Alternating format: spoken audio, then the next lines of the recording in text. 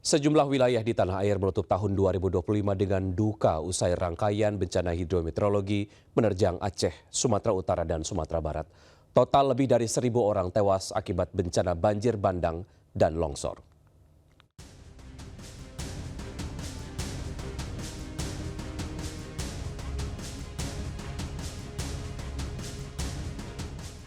Akhir November 2025, hujan deras yang datang berhari-hari memicu banjir bandang dan longsor yang menerjang belasan kabupaten kota di Aceh. Ratusan orang meregang nyawa, puluhan ribu warga kehilangan tempat tinggal mereka. Akses jalan dan jembatan putus, beberapa desa terisolasi seperti di wilayah Tamiang dan Aceh Utara. Banjir bandang Aceh dicatat sebagai salah satu bencana hidrometeorologi terberat di wilayah Sumatera. Dirilis BNPB, 503 orang tewas dan 7.000 orang terluka akibat bencana. Rangkaian bencana hidrometeorologi turut menerjang Sumatera Utara di akhir November 2025. Kondisi cuaca ekstrim memicu banjir dan longsor di sejumlah wilayah Provinsi Sumatera Utara. Tingkat kehancuran yang masif diduga dari hasil kombinasi cuaca buruk dengan kerentanan ekologis akibat degradasi hutan di wilayah hulu. Proses evakuasi dan pengiriman bantuan terus dilakukan di sejumlah wilayah parah terdampak bencana seperti di Sibolga, Tapanuli Utara, Tapanuli Tengah, Deli Serdang, Langkat, Medan, Pakpak, Nias, dan Padang Sidimpuan. Tercatat setidaknya 371 orang tewas, 2.300 orang terluka, dan 70 orang hilang akibat bencana di wilayah Sumatera Utara. Hujan deras yang mengguyur Sumatera Barat dalam beberapa hari di akhir November 2025 juga menyebabkan 15 dari 19 kabupaten dan kota terdampak bencana banjir, longsor, hingga banjir bandang. Bahkan ratusan orang tewas hingga belasan ribu warga mengungsi akibat bencana tersebut. Tim SAR gabungan, TNI Polri, dan relawan bahu-membahu membantu korban sekaligus memberikan bantuan logistik. Wilayah Agam, Solok, Pasaman, Padang Pariaman, Padang Panjang, Tanah Datar, dan Kota Padang menjadi wilayah terparah terdampak bencana.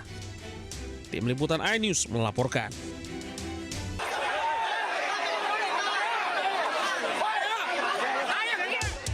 Aksi unjuk rasa Aliansi Mahasiswa Indramayu di depan kantor DPRD Kabupaten Indramayu ricuh. Mahasiswa yang kesal langsung mendobrak pagar pintu dewan yang dijaga ketat polisi. Sempat terjadi aksi saling dorong antar massa dengan polisi. Suasana semakin panas saat mahasiswa membakar ban bekas. Kericuhan baru bisa diredam setelah ketua dewan dan wakil anggota dewan menemui ratusan mahasiswa yang menuntut pemerintah mengevaluasi kebijakan efisiensi anggaran yang merugikan masyarakat. Sementara ribuan mahasiswa dari Aliansi Badan Eksekutif Mahasiswa se-Indonesia juga gelar unjuk rasa di kawasan Patung Kuda, Jakarta. Aksi bertajuk Indonesia Gelap ini kembali digelar sebagai bentuk protes atas sejumlah kebijakan dan program pemerintah. Masa berorasi menuntut pemerintah mengkaji ulang instruksi presiden terkait efisiensi anggaran, evaluasi program makan bergizi gratis, hingga transparansi status pembangunan dan pajak rakyat. Sementara demo yang dilakukan oleh unsur mahasiswa dan sejumlah aliansi masyarakat di Surabaya berjalan panas. Meski telah ditemui anggota DPRD Jawa Timur, mahasiswa masih merasa belum puas dengan yang disampaikan anggota DPRD. Bahkan mahasiswa sempat menyiram air mineral kepada perwakilan anggota DPRD hingga membuat suasana demo makin memanas. Dalam aksinya, mahasiswa menggelar teatrikal menolak program makan bergizi gratis. Demonstrasi Indonesia Gelap di Bandung, Jawa Barat juga berakhir ricuh. Masa demonstrasi Indonesia Gelap di Kota Bandung berusaha menjebol pagar kantor DPRD Jawa Barat. Kesal akibat tidak berhasil menjebol pagar, akhirnya massa membuarkan diri dan menuju ke arah Jalan Dago memblokir jalan. Namun naasnya pengendara yang terhalang massa justru dikeroyok oleh sejumlah oknum massa demonstrasi. Tim Liputan iNews melaporkan. Skandal mega korupsi mengguncang sektor energi nasional. Kasus dugaan korupsi tata kelola minyak mentah dan produk kilang Pertamina merugikan negara senilai 285 triliun rupiah.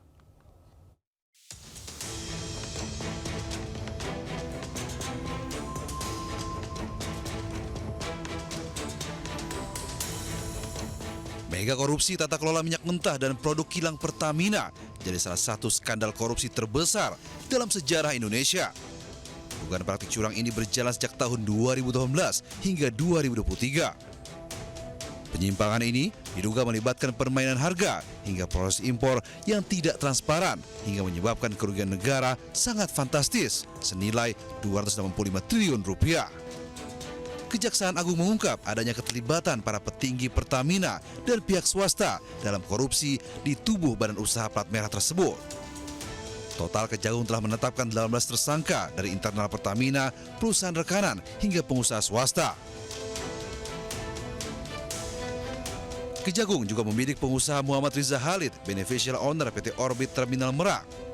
Meski namanya sudah disebut-sebut dalam dakwaan, namun Riza Khalid masih buron. Kejagung juga mengungkap adanya praktek blending BBM atau pengoplosan BBM bersubsidi ke non-subsidi secara sistematis demi memperoleh keuntungan ilegal dari selisih harga. Dampak korupsi ini juga dirasakan langsung oleh masyarakat. Masyarakat yang membeli Pertamax dengan harga mahal nyatanya seringkali mendapatkan BBM dengan kualitas setara Pertalite. Skandal korupsi yang menyeret para petinggi anak usaha Pertamina ini membuka bobroknya tata kelola dan juga moral para pelaksana kebijakan migas di Indonesia.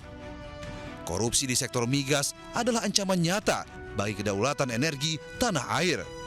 Sudah seharusnya ada transparansi di tubuh BUMN strategis.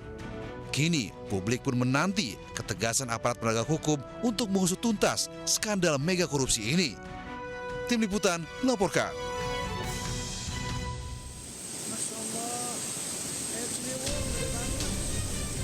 Pada awal Maret, banjir bandang menerjang kawasan wisata Puncak, Kabupaten Bogor, Jawa Barat. Bencana ini terjadi setelah hulu sungai Ciliwung diguyur hujan deras. Banjir menyebabkan puluhan rumah di dua desa, yakni Desa Tugu Utara dan Tugu Selatan di Kampung Jogjogan, Kecamatan Cisarua, Bogor, terendam. Sementara satu warga hilang terbawa arus. Lebih dari 523 warga terpaksa mengungsi ke madrasah, musola, serta rumah kerabat. Setidaknya 139 rumah alami rusak ringan hingga berat. Banjir yang melanda Bogor juga berdampak ke Jakarta, Bekasi, dan Tenggarang. Aliran Kali Ciliwung tak dapat menampung air hingga memasuki permukiman, memaksa warga mengungsi. Di beberapa titik ketinggian air bahkan mencapai 3 meter.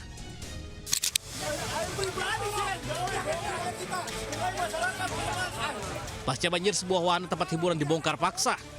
Sempat terjadi kericuhan karena pengelola wisata tidak mau membongkar sendiri bangunannya meski sudah ada perintah gubernur. Bangunan seluas 21 hektar milik BUMD menurut perizinannya hanya 2.800 meter yang akan dikelola. Namun faktanya hingga 15.000 meter. Tempat hiburan akhirnya disegel pihak Kementerian Lingkungan Hidup.